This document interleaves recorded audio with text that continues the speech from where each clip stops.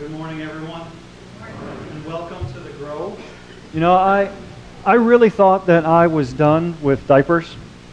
You know, our firstborn child, Joshua, he was kind of like one of these overachiever kids. He was fully potty trained by the time he turned 2. It was just so easy, and he just set the expectations really high. And then Sarah came along, and she was a bit more stubborn. She didn't even want to start potty training until she was 3. And we made a deal. She told us that when we moved to our new home here at the Grove, and when I turned 3, I'll potty train. And so we moved here to the Grove. It was like April 4th or something like that. And I said, "So are you ready to start?" And she said, "I'm not 3 yet." And so 2 weeks later or 3 weeks later, whatever it was, she turned 3, and that was it. She was done. No diapers after that. She held out until she was ready, and she was good. And then Abby came along, and I don't want to say she was stubborn. She just didn't care. You know, she had no interest at all in potty training. It just didn't bother her at all to walk around in a dirty diaper. And so she was 4 years old, still wearing pull-ups. And so when we finally threw away that last dirty diaper, I swear, angels were singing the Hallelujah chorus in our house. Or maybe it was just in my head, I don't know. But I thought we were done. And so when Ashley and I started taking classes to become foster parents, I told her up front, I said, no diapers. You know, we're not doing any babies or infants or even toddlers. Let's shoot for like the 3 to 5-year-old range. But then we got the call for a 6-week-old baby girl, and Ashley was just so excited. You could see the joy in her eyes, and I caved in, and I couldn't say no. And now I'm changing diapers again and mixing bottles at 2 in the morning, and I'll tell you, it is exhausting. But when you're holding that bottle and she reaches up and wraps her tiny little hand around your pinky finger, you know, your heart just melts, and you know that all the diapers and the feedings and stuff are worth it. They just don't matter anymore. Everybody loves little babies like that, and I've seen that quite a bit since she came into the household. People stop by and they want to see her. Everybody passes her around. Like last night when we were here at the chili cook-off, everybody was just passing her around from person to person. Joshua says to me the other day, he's like, it's always about the baby, the baby this and the baby that. Everybody wants to see the baby and hold the baby. Nobody stops by just to hold me.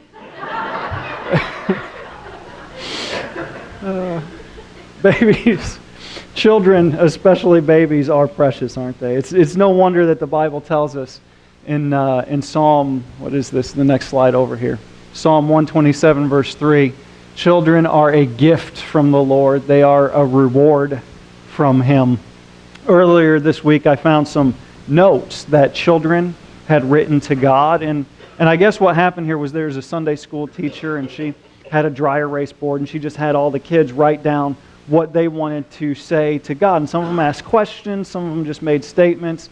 But I thought I'd share some of these with you. This is from Neil. He says, "Dear God, I went to this wedding and they kissed right in church. Is that okay?" And this one from Nan says, "I bet it's very hard for you to love all of everybody in the whole world. There are only 4 people in our family and I can never do it." "Dear God, if we come back as something, please don't let me be Jennifer Horton because I hate her." "Dear God, maybe Cain and Abel would not kill each other so much if they had their own rooms. It works with my brother." "Dear God, if you watch in church on Sunday, I'll show you my new shoes." And Joyce says, "Thank you for the baby brother, but what I prayed for was a puppy." "Dear God, I think about you sometimes even when I'm not praying." Elliot. I like Elliot, don't you? Here at the Grove, we believe that children, even the ones yet to be born, matter to God. This Sunday is Sanctity of Life Sunday. And so pastors all across the country and even the world will stand behind their pulpits and confront one of the most critical issues of our generation, life. This is easily the most difficult topic for me to talk about, just personally. And the issue has become so emotionally and politically charged that many Christians and pastors are afraid to even talk about it at all. But frankly, I'm not interested in being politically correct. I'm just interested in being biblically correct. And so this morning, I'd like to look at God's Word to just one person, one man about life before birth. That man was Jeremiah. And God chose Jeremiah for a very special task, to be one of the last great prophets of the Old Testament and to warn God's people about the coming Babylonian invasion and exile. And Jeremiah was just a young man, no older than some of our teenagers here. He was about 15 years old when God first called him to ministry. But God's very first words to Jeremiah underscore three powerful truths that pertain not only to Jeremiah's life, but also to yours and mine and every person on the face of this planet. Before we get to God's message to Jeremiah, though, I want to pay special attention to the verse preceding it. In Jeremiah 1, verse 4, he writes this.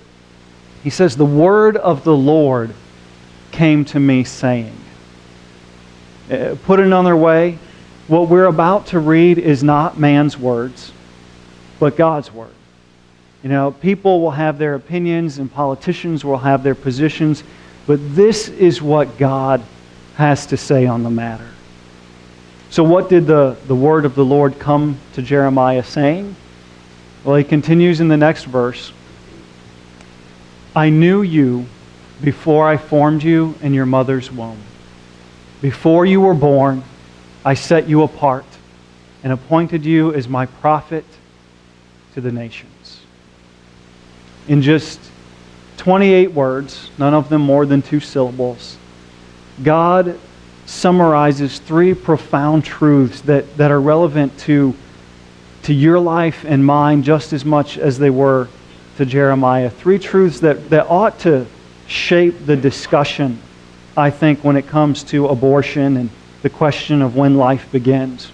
Now, first, this verse underscores the truth of God's acquaintance with us. God's acquaintance with us. Now, have you ever noticed how it's possible to be surrounded by people, even family and friends, and still feel like no one really sees you or knows you? Your deepest dreams, your inward struggles are all hidden from view. I think deep down, we all desire to be understood, for people to really get us, to know us. We long to be known. And we all want our lives to matter, and at least at some level we believe that we only matter if we're noticed by somebody. And I think that's what drives a lot of blogs and Facebook posts and Snapchat and Twitter and so on. We want someone to notice us, to care about us, to watch us, and by their attention communicate, you matter. Your life counts. And I think that's why God's words here to Jeremiah are so powerful. Again, he says in verse 5, "Before I formed you in the womb, I knew you." I knew you. And the word know in Hebrew, it means to have a deep personal knowledge of someone. It's actually the same word used in Genesis when the Old English Bibles say that Adam knew his wife Eve. It implies a personal, intimate connection and relationship that God had with Jeremiah and with each one of us as well. See, God not only knows who you are, He knows where you are, He knows what you're going through, He knows why you're going through it and how you feel about it. He knows you better than you know yourself. He cares about each one of us personally. Listen to what David writes about God's intimate knowledge of Him. He says in Psalm 139, "O Lord, you have examined my heart and know everything about me. You know when I sit down or stand up. You know my thoughts even when I'm far away. You see me when I travel and when I rest at home. You know everything I do. You know what I'm going to say even before I say it, Lord. Such knowledge is too wonderful for me, too great for me to understand." And what I think makes God's knowledge of us so great and so wonderful is that He has it even before we're born. God knew each one of us before our birth. God knew what your favorite color would be before you were born. Before He formed you in your mother's womb, He knew the sound of your laughter. And He knew the color of your hair and how many hairs you would have and how long they would last. He knew whether you would prefer pizza or tacos. He knew what your favorite sitcom would be or your favorite sports team. He knew what would make you cry. He knew what would make you smile. He knew your private innermost thoughts. He knew everything that would make you who you are today.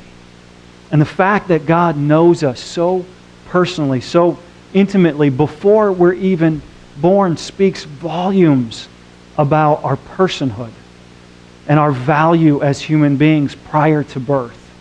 God's acquaintance with us, this intimate knowledge and personal knowledge of who we are, tells us that we're valuable and real people before we're born. And that's the first truth embedded in this verse. But furthermore, Jeremiah 1:5 highlights God's assembly of us. Not only did God know us before our birth, but He assembled us in the womb. God says to Jeremiah again in verse 5, I formed you in your mother's womb. And again, the Hebrew word for formed there is the word used to describe the creative work of a potter as he molds and shapes a piece of clay. It means to squeeze into a predetermined shape. And it's also the same word used in Genesis when it says that God formed man out of the dust of the earth. The idea is that God shaped a human being out of the earth, and He does the same thing with each one of us within the womb. Again, David expounds on this idea in Psalm 139 where he writes, You made all the delicate inner parts of my body and knit me together in my mother's womb. Thank you for making me so wonderfully complex. Your workmanship is marvelous. How well I know it. You watched me as I was being formed in utter seclusion, as I was woven together in the dark of the womb. So you were handmade by God Himself. God prescribed every detail of your body. He deliberately chose your race, the color of your skin, the color of your hair, every other feature. He custom tailored you exactly the way that He wanted you to be. And so your life is a miracle. You were formed and fashioned by the God of creation. And that means that a preborn life is more than just a clump of cells or a byproduct of conception. It's a masterpiece in the making. It's a newly conceived human being whose life is precious and inviolable at every moment. It's a living human being whose DNA is filled with potential, talent, eye color, hair color, and life. Whose tiny heart begins to beat at day 25, who practices inhaling and exhaling by day 90, whose delicate frame can kick and twist and flail and grasp and squint and frown and grimace and even suck a thumb by day 105. Every human life, no matter the stage or condition, is valuable because God created it. God knit it together. My wife knows a little something about that. We have a blanket in our closet that I would really love to throw away, but she won't let me. And every time I try, she tells me no. And it's old. The color is faded. The thread is frazzled. We never use it. It just takes up space in our closet, and frankly, it's kind of ugly. Logic says, just get rid of it. But Ashley says no. Why? What's special about this blanket? Well, to start with, it doesn't have a tag on it. It doesn't say wash in cold water. And that's because it wasn't made in a factory or produced on an assembly line as the product of a nameless employee somewhere. Rather, it was the creation of a devoted mother expressing her love. Ashley's great-grandmother, to be specific. The blanket's been passed down from generation to generation, and it's unique. It's one of a kind, irreplaceable. Each strand was chosen with care, each thread selected with affection, knit together by caring hands. And so even though the blanket has lost all of its usefulness, it's lost none of its value. It's valuable not because of its function, but because of its maker. And the same is true for each one of us. You and I and every child ever born or yet to be born are valuable because of our Maker. God assembled each one of us. He knit us together in our mother's womb. Now, finally, Jeremiah 1:5 highlights one more important truth, and that is God's appointment of us, or maybe His appointments for us. The last part of verse 5 tells us about Jeremiah's appointment. It says there, "Before you were born, I set you apart and appointed you as my prophet to the nations." In other words, even before Jeremiah was born, he had a job to do. He was put on this earth for a reason, and so were you. And God has a purpose and a plan for each one of us. And that means that you are not an accident. Your birth, your conception was no mistake or mishap, and your life is no fluke of nature. While I do think that there may be some illegitimate parents in the world, there are no illegitimate children. There's no such thing as an unplanned pregnancy. Your parents may not have planned you, but God did. And He wasn't surprised in the least by your birth. In fact, He expected it. Long before you were conceived by your parents, you were conceived in the mind of God. Regardless of the circumstances of your birth or who your parents are, God had a plan in creating you. And He never does anything accidentally.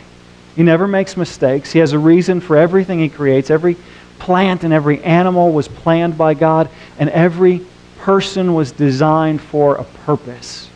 Again, in Psalm 139, David recounts how God created him for a purpose and the plan that He had for his lives. He says in verse 16, "You saw me before I was born, and every day of my life was recorded in your book." Every moment was laid out before a single day had passed. See, regardless of what you have written down on your calendar or your schedule, God has an appointment book with your name on it, a schedule that He intends for you to keep.